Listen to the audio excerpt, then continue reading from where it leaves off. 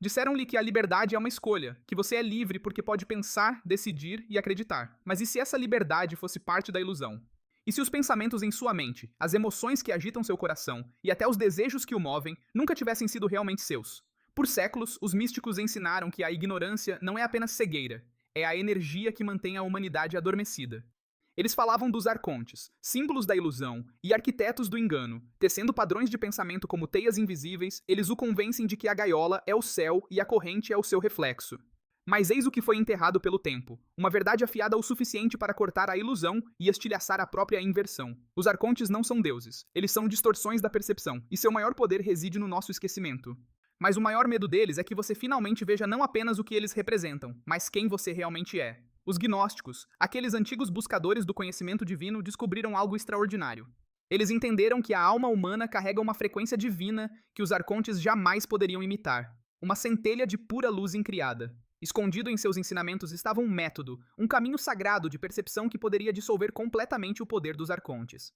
Não se tratava de adoração ou crença, tratava-se de despertar a própria consciência, lembrando-se do que você realmente é, sob a hipnose ilusória do mundo. Você não está prestes a ouvir apenas mais uma história de seres antigos ou escrituras perdidas. O que você está prestes a descobrir é o método que os arcontes mais temem, a ciência interior de libertar a sua percepção. Neste vídeo, revelaremos o que essas forças realmente representam, e como elas influenciam a mente humana. E porque sua atenção e emoção são a única fonte de vida que eles possuem, também mergulharemos nos textos gnósticos esquecidos. Eles revelam como ver através da ilusão dos arcontes, e como essa mesma consciência se torna o ato definitivo de libertação espiritual. Ao final, você não apenas entenderá por que esse conhecimento foi enterrado, você testemunhará o que acontece quando a ilusão colapsa e a luz interior finalmente desperta. Para realmente compreender o método que os arcontes mais temem, temos que traçar a história antes da religião, antes do dogma, antes da história ser reescrita para velar a verdade mais profunda. A história começa nos primeiros séculos após Cristo, quando pequenos grupos de buscadores se reuniam em cavernas secretas e mosteiros no deserto. Escondidos da ordem religiosa da época, eles se autodenominavam gnostikoi, aqueles que sabem. Seu conhecimento não era aprendido com sacerdotes ou reis, era recordado. Eles acreditavam que o mundo material não era a verdade final, mas um véu. Era uma distorção projetada por um criador imperfeito, conhecido como Demiurgo, ou Yaldabaoth. Este ser e as forças que o serviam, os arcontes, não eram destruidores supremos, mas impostores cósmicos. Eles se passavam por deuses, convencendo as almas de que o mundo de limitação, sofrimento e medo era a única realidade. Para os gnósticos, o universo era um vasto drama entre os reinos superiores da luz e o mundo falsificado da ilusão. A humanidade estava presa no meio, divina em sua origem, mas adormecida dentro de um sonho moldado por poderes inferiores. No Evangelho de Maria, o Salvador diz aos seus seguidores que a matéria dá à luz uma paixão que não tem igual. É uma febre que surge quando a alma esquece a sua origem, e os arcontes, esses arquitetos da distração, amplificam essa paixão. Eles tecem desejo e medo em uma rede tão fina que até os sábios ficam emaranhados. Ainda assim, a voz do Salvador rompe a ilusão com um único comando: coragem. Pois a coragem, disse ele, é a âncora da alma em meio às tempestades da matéria. Mas é aqui que a história se torna perigosa e por que foi silenciada. Os gnósticos não ensinavam fé cega. Eles não pregavam obediência a uma autoridade externa, eles ensinavam revelação direta. Eles alegavam que dentro de cada pessoa arde um fragmento da fonte divina, o que chamavam de centelha divina. Despertar essa centelha é dissolver a influência dos arcontes. Porque assim que você se lembra da sua origem na luz, a ilusão perde o seu poder. Imagine por um momento o que isso significa. Se todo humano carregasse um vínculo incorruptível com o divino, então nenhum sacerdote, imperador ou instituição poderia ditar o seu caminho até Deus. Essa única ideia é a razão pela qual esse conhecimento foi suprimido.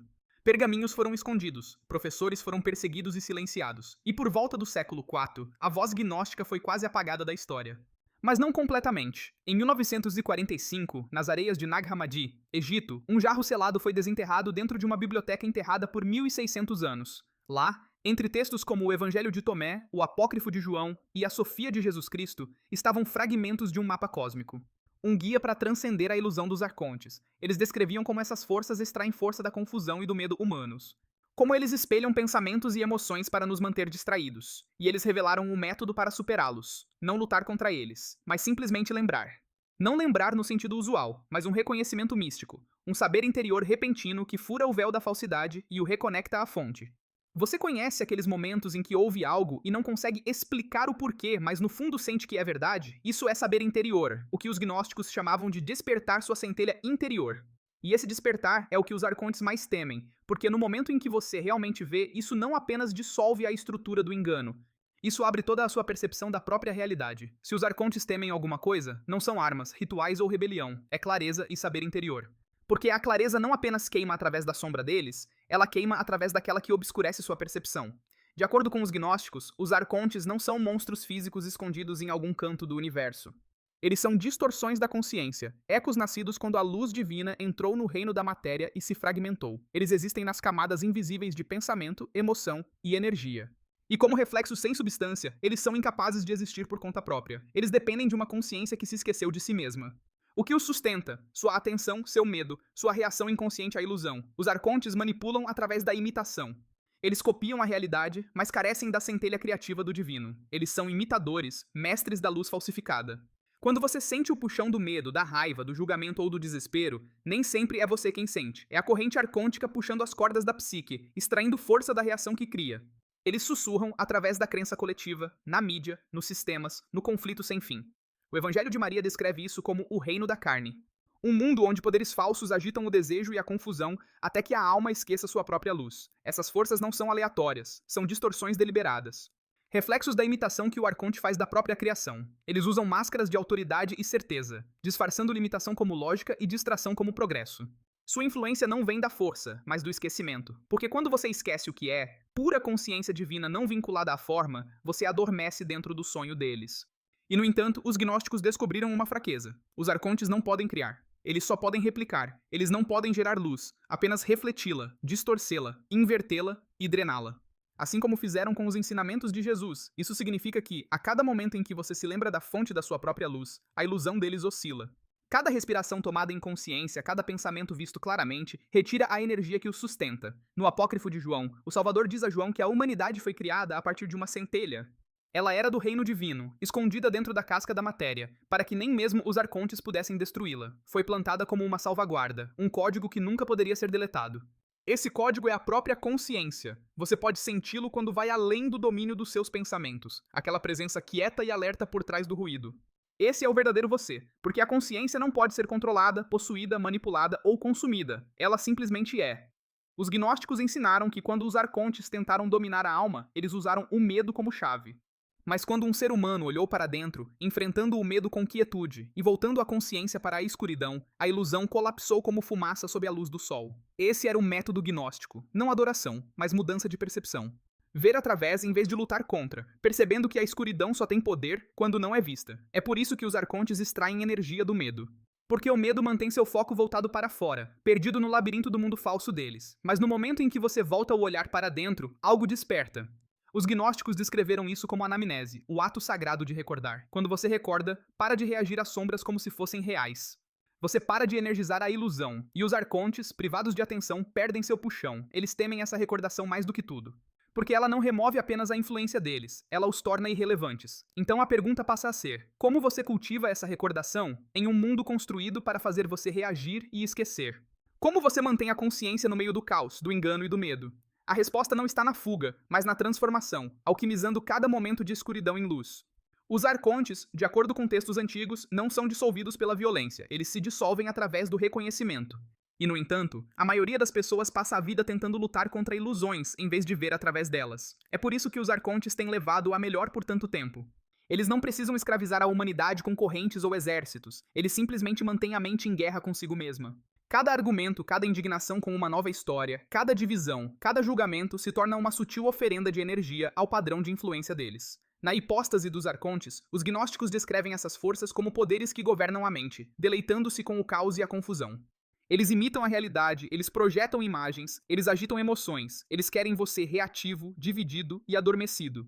Os antigos gnósticos falavam de 7 poderes que prendem a alma, não demônios, mas estados de espírito. Escuridão, desejo, ignorância, o fascínio da morte, o puxão da carne, a falsa sabedoria e o orgulho irado, cada um distorce sua visão, sussurrando: é isto que você é. Mas eles mentem. A liberdade não vem lutando contra eles, mas vendo através deles, deixando a consciência superar a sombra.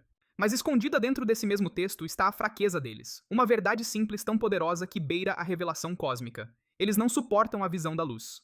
Essa visão da luz não é um feixe místico do céu, é a própria consciência, pura, consciência desobstruída que olha para a ilusão sem medo. Quando você vê a manipulação pelo que ela é, a energia por trás dela colapsa. Pense desta forma: a escuridão não é uma força por si só, é simplesmente a ausência de luz. E no momento em que a luz é ligada, a escuridão não tem onde existir. O método gnóstico é essa luz, o ato de ver através da mentira em vez de lutar contra ela. É por isso que Jesus, no Evangelho de Tomé, diz: quando fizerdes os dois um, quando fizerdes o interior como o exterior e o exterior como o interior, então entrareis no reino. Os gnósticos não estavam esperando pelo céu após a morte. Eles estavam descobrindo-o dentro da própria consciência. Eles perceberam que o reino era o estado de consciência intocado pela ilusão, e que a consciência, a sua consciência, é a única coisa que os arcontes não podem alcançar. A influência deles depende da polaridade. Eles prosperam quando você os odeia, os teme ou os adora. Mas quando você os vê como parte de um sonho, uma distorção dentro do grande campo da consciência.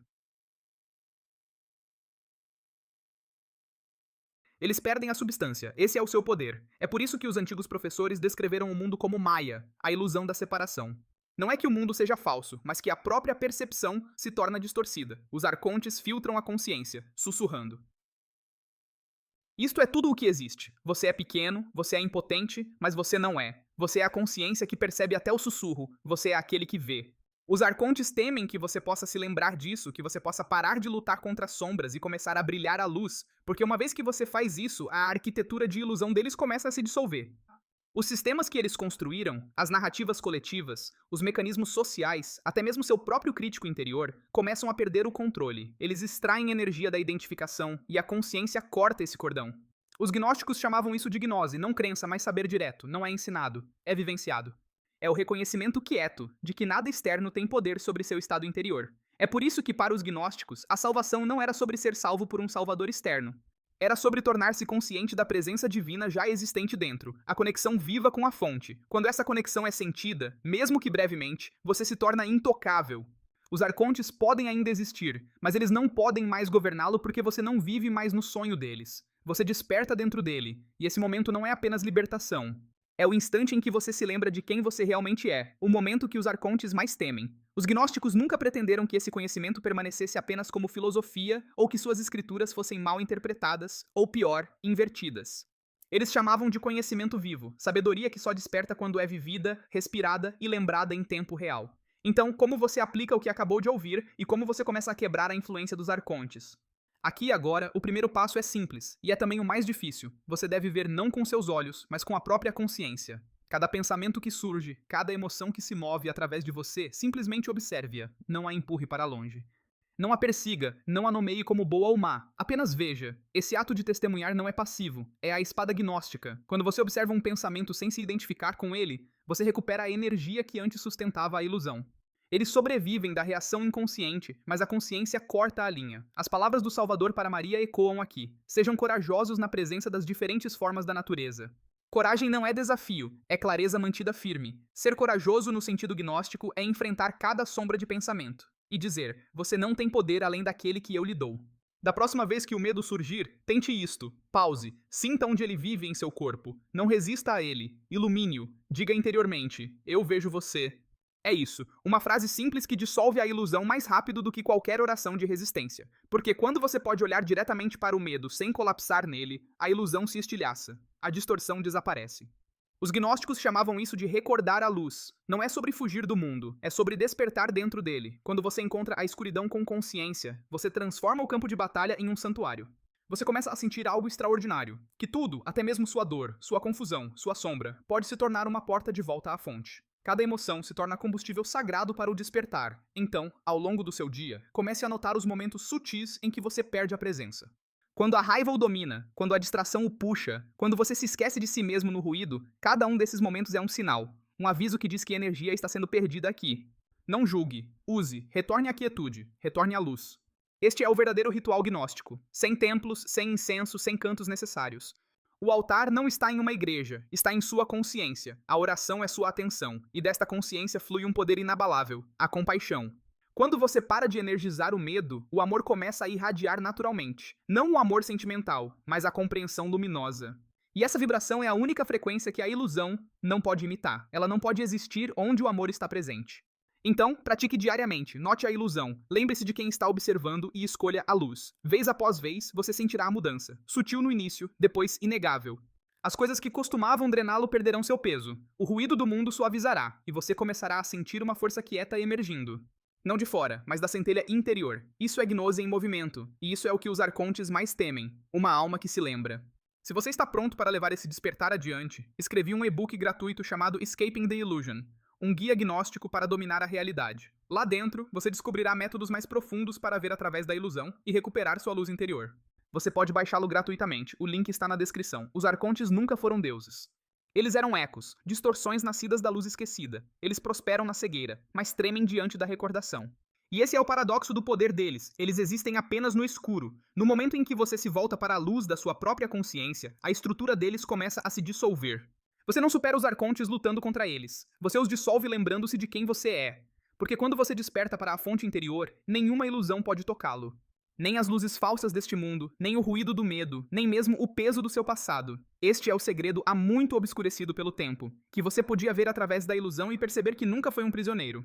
Que as paredes da gaiola eram feitas de pensamento, e a chave sempre foi a atenção. Cada vez que você escolhe a consciência em vez da reação, a verdade em vez da confusão, a quietude em vez do medo, você recupera sua herança divina.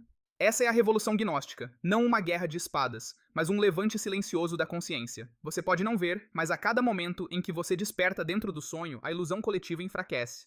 Cada centelha que se lembra adiciona luz ao todo, e é isso que mais os desestabiliza. A reação em cadeia da recordação. Então, esta noite, antes de dormir, tente isto. Feche seus olhos, respire e diga para si mesmo: eu me lembro da luz.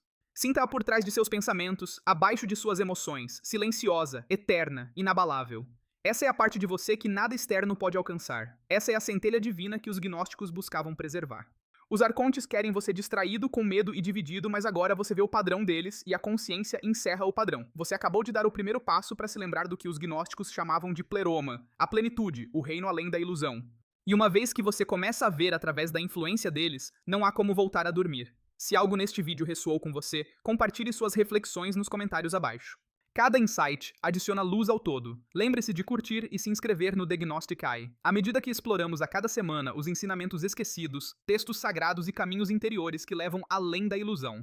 Porque a verdade não é algo que você encontra, é algo que desperta dentro de você. E quando desperta, você não precisará de lógica ou explicação, você simplesmente saberá.